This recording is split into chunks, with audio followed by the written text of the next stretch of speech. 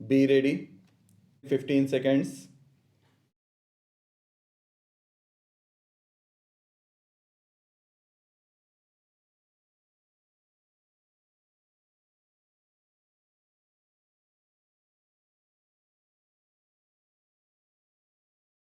May I refer briefly to the question of the state's reorganization, which has been discussed here during the last 4 days. I have been greatly distressed about much that has happened. It has caused me much unhappiness and produced in me a sense of failure, which I do not often have. However, what has worried me and distressed me most is not so much the actual occurrences as the growth of a spirit of violence all over the country, or at any rate in parts of it. The attempt to settle problems by violent methods is, I think, very bad for this country, regardless of the merits of any cause. Once you enter the region of trying to settle problems by violent methods, you go towards something that is perilously near to civil war. Our country, with all its faults, has shown to the world a certain stability, certain peace, a certain measure of progress, and thereby established a certain reputation.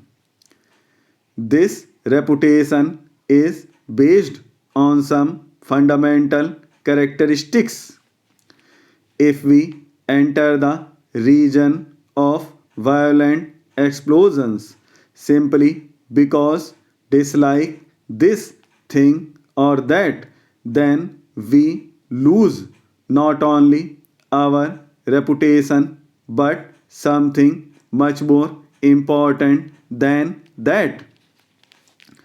Are we going to become the type of country where every other month one hears of some kind of a violent revolution? That is not democracy, but something which is the very reverse of democracy. Apart from that, it is a complete denial of any idea of measured or ordered progress.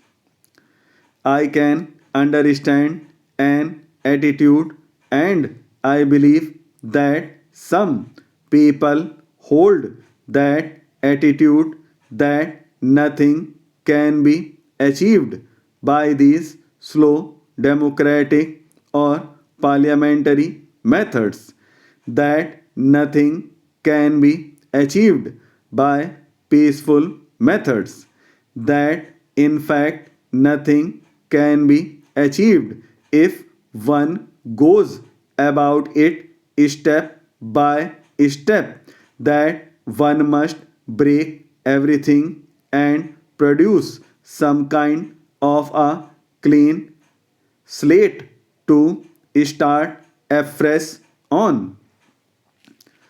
I do not agree with such an attitude. I think it is a matter for the Lok Sabha to consider very carefully where all this is leading us to, quite apart from the state's reorganization report. In great cities and elsewhere, there are always antisocial elements gundas, and the like.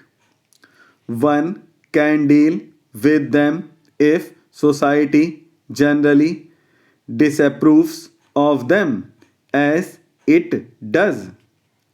But when society approve of violent methods, then the gundas can immediately have the chance of their lifetime. The major question in India today, internally speaking, is this: what is going to be our policy in regard to this growing violence? I am not afraid of the violence of the hooligan, but of the spirit of violence. 2 days ago, on the occasion of the funeral procession in Lucknow of Narendra Deva, a person beloved of all, a policeman was blinded and others were badly injured. Why should this happen? A funeral procession should be an occasion for solemnity. Instead, some people threw stones and pushed about, and a poor policeman lost an eye completely. Apart from some police officers being rather badly injured by stones. I cannot understand this. We in India appear to have a split personality. We speak undoubtedly about non-violence, about our culture and Sanskriti, while in our daily behavior we are coming down to a level which is not a civilized level at all. A hartal may be quite legitimate as an expression of opinion in a certain set of circumstances, but may become dangerous and objectionable in another set of circumstances. And I say that at the present moment, with these big tensions and bitterness prevailing in various parts of India, it is not patriotic, it is not wise, it is not reasonable to do anything which may lead to violence, even if the government is at fault. May I say a few words about the state's reorganization business? Slightly less than 2 months ago, we discussed the matter in this Lok Sabha. There was a very full debate, and I ventured to give expression to my own approach to this question then too. As I have watched developments in various parts of the country, I have been troubled not by this occurrence or that, but by the atmosphere that is being gradually created. The main problem before me has been how to meet the challenge of the growing violence and bitterness. How can we possibly check it? How can we possibly soothe it? Some honorable members have referred rather caustically to some kind of a dictatorial approach by foremen of the Congress committee who are supposed to lay down this and that. What exactly is the procedure we followed?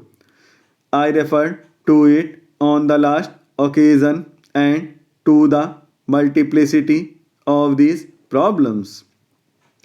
I also pointed out that the problem usually was not one between the central government and a certain group or a certain state, but between two groups or states.